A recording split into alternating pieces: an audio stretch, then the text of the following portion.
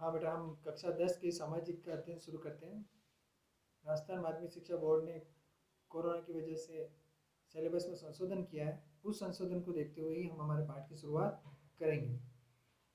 हमारा जो पहला सामाजिक का पाठ है वो स्वर्णिम भारत प्रारंभ से लेकर 1206 ईस्वी तक। पाठ की जब हम शुरुआत करते हैं तो हम 600 ईसा पूर्व के पास चलते हैं। अभी जैसे वर्तमान में समय चल रहा है सन 2020 ईस्वी, तो 0 से लेकर 2020 का समय तो ये, तो इससे पूर्व 0 से 600 साल पहले उसके बारे में हम एक बार जानकारी ले लेते हैं।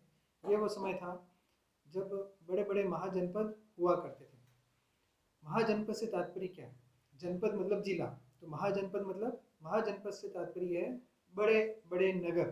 जैसे वर्तमान में हम देखते हैं जयपुर, कलकत्ता, दिल्ली, मुंबई, इस प्रकार के हम वर्तमान में महानगर देख रहे हैं। इसी प्रकार के महानगर आज से 2020 साल पहले प्लस 600 साल, तो लगभग 2620 साल पहले इस पूरे भारत में 16 महाजनपद थे।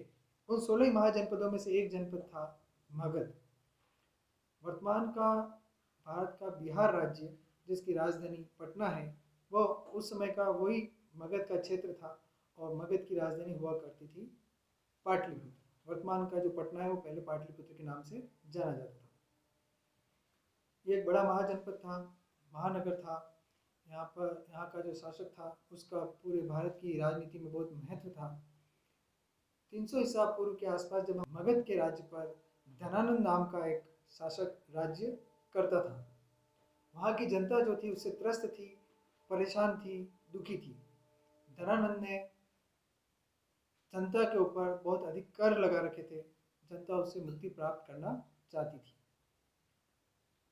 इसी समय भारतीय राजनीति के पटल पर, इतिहास के पटल पर एक गुरु का आविर्भाव हुआ और उनका नाम था चाणक्य। चाणक्य के उपनाम भी हैं विष्णुगुप्त, कौटिल्य। हमारे सामाजिक के जब हम कोर्स में चलते हैं तो मौर्य वंश की स्थापना से ही आपका जो नया सिलेबस है उसमें मौर्य वंश से ही शुरुआत की गई है। पहला प्रश्न आप लिख सकते हैं कि 326 ईसा पूर्व के आसपास भारत के मगध राज्य पर कौन सा शासक राज्य करता था? उत्तर हमें लिखना है धनानंद। धनानंद से जनता परेशान थी और चंद्रगुप्त मौर्य जो कौटिल्य का शिष्य था, चंद्रगुप्त मौर्य ने अपने गुरु की सहायता से 25 वर्ष की आयु में मगध राज्य पर अधिकार कर लिया। अपने गुरु के मार्गदर्शन में चंद्रगुप्त मौर्य ने न केवल एक सुव्यवस्थित शासन प्रदान किया, जबकि ये पहला केंद्रीकृत शासन था। अखिल भारतीय साम्राज्य स्थापना करने की ये शुरुआत थी। मौर्य वंश का पहला शासक जिसने अखिल भारतीय साम्राज्य की स्थापना की। चंद्रगुप्त मौर्य जब शासक बना हुआ 322 ईसा पूर्व का, 322 ईसा पूर्व में चंद्रगुप्त मौर्य मगध का शासक बन गया। अब हम बात कर रहे हैं सेल्यूकस निकेटर और चंद्रगुप्त मौर्य के बीच हुए युद्ध की। यह समय था 305 ईसा पूर्व। 305 ईसा पूर्व में चंद्रगुप्त मौर्य और सेल्यूकस निकेटर के बीच में भीषण युद्ध हुआ और इस युद्ध का परिणाम चंद्रगुप्त मौर्य की तरफ रहा। चंद्रगुप्त मौर्य विजेता बना। दोनों शासकों के बीच में युद्ध के बाद में समझौता हुआ, संधि हुई। संधि की कुछ शर्तें हैं, जिसमें पहली शर्त मैं आपको बता देता हूँ। पहली शर्त के तहत सेल्यूकस निकेटर ने अपनी पुत्री का विवाह चंद्रगुप्त मौर्य से किया। सेल्यूकस निकेटर की पुत्री का नाम हेलेना था। दूसरी शर्त, सेल्यूकस निकेटर ने अपने प्रांत चंद्रगुप्त मौर्य को प्रदान कर दिए। कौन से प्रांत थे? अफगानिस्तान, बलूचिस्तान और सिंध नदी के पश्चिम का क्षेत्र। संधि की तीसरी शर्त के तहत सेल्यूकस निकेटर ने एक राजदूत मेगस्थनीज नाम का चंद्रगुप्त मौर्य के पास भेजा। इन तीनों शर्तों की जब पालना हो गई, चंद्रगुप्त मौर्य ने अपनी तरफ से सेल्यूकस निकेटर को 500 हाथी उपहार में दिए। ये अब हम चंद्रगुप्त मौर्य के बारे में बात करते हैं हमारे परीक्षा के दृष्टिकोण से। चंद्रगुप्त मौर्य ने अपने जीवन के बाद के समय में जैन धर्म स्वीकार कर लिया। चंद्रगुप्त मौर्य को जैन धर्म में दीक्षित करने के लिए एक गुरु हैं जिनका नाम है भद्रबाहु। भद्रबाहु ने चंद्रगुप्त मौर्य को जैन धर्म में दीक्षित किया। चंद्रगुप्त मौर्य एक प्रतापी शासक था अपने जीवन के अंतिम समय में दक्षिण भारत पर भी उसने अधिकार कर लिया था और अपने जीवन के अंतिम समय में दक्षिण भारत में ही उसने अपने प्राण भी त्यागे। चंद्रगुप्त मौर्य का शासन दक्षिण भारत में था। इसकी जानकारी हमें तमिल ग्रंथ अहनानुरु और मुन्नानुरु से मिलती है। 298 ईसा पूर्व में चंद्रगुप्त मौर्य ने श्रवणबेलगोला मैसूर में अपने जीवन का अंतिम समय बिताया और जैन धर्म के अनुसार उपवास के माध्यम से अपने शरीर का त्याग किया। तो बच्चों, ये हमने मौर्य वंश की स्थापना और प्रथम शासक चंद्रगुप्त मौर्य के बारे में हमने पढ़ा। अब मैं इसमें आपको कुछ प्रश्न बताना चाह रहा हूँ जो हमारी परीक्षा की दृष्टि से बहुत महत्वपूर्ण है। पहला प्रश्न हमने लिख लिया है कि 326 ईसा पूर्व के आसपास मगध पर किसका शासन था। हाँ, उसका उत्तर हमने लिखा है दनानंद। अब दूसरा प्रश्न, मौर्य वंश की स्थापना किसने व कब की। दूसरा प्रश्न वापस बोल रहा हूँ, मौर्य वंश की स्थापना किसने व कब की।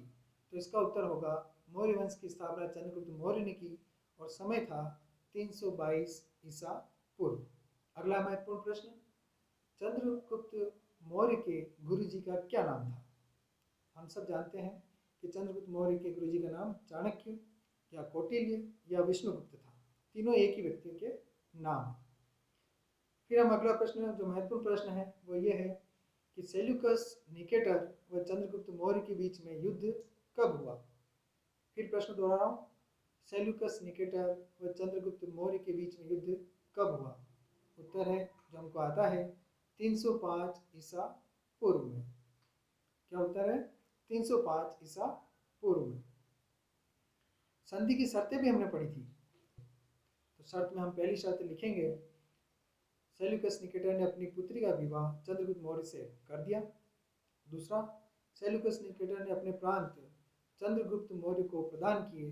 वो प्रांत थे अफगानिस्तान, बलूचिस्तान और सिंध का पश्चिम प्रदेश। तीसरा बिंदु, सेल्यूकस निकेटर ने एक राजदूत चंद्रगुप्त मौर्य के दरबार में भेजा जिसका नाम है मेगस्थनीज। और चौथा बिंदु, चंद्रगुप्त मौर्य ने उपहार स्वरूप 500 हाथी सेल्यूकस निकेटर को प्रदान किए। इस प्रकार ये महत्वपूर्ण प्रश्न थे। इसी कड़ी में अगला प्रश्न है, चंद्रगुप्त मौर्य ने अपने जीवन के बाद के समय में कौन सा धर्म अपना लिया और उसके गुरु कौन थे। तो चंद्रगुप्त मौर्य ने अपने जीवन के बाद के समय में जैन धर्म अपना लिया और जैन धर्म में उसे दीक्षित करने वाले गुरु का नाम भद्रबाहु था। अगला और महत्वपूर्ण प्रश्न, चंद्रगुप्त मौर्य ने दक्षिण भारत पर भी विजय प्राप्त की थी। इसकी जानकारी हमें कहाँ से मिलती है। तो इसका उत्तर होगा कि दक्षिण भारत पर चंद्रगुप्त मौर्य का राज्य था। इसकी जानकारी हमें तमिल ग्रंथों अहनानुरु और मुन्नानुरु से प्राप्त होती है। एक अंतिम प्रश्न जो कि बहुत महत्वपूर्ण है, चंद्रगुप्त मौर्य का अंतिम समय कहाँ पर बीता। तो उत्तर होगा चंद्रगुप्त मौर्य ने श्रवणबेलगोला मैसूर में 298 ईसा पूर्व में उपवास द्वारा अपने शरीर का त्याग किया। तो बच्चों, आज हम यही पढ़ रहे हैं। अगली क्लास में हम इसके आगे के भाग को पढ़ेंगे। धन्यवाद।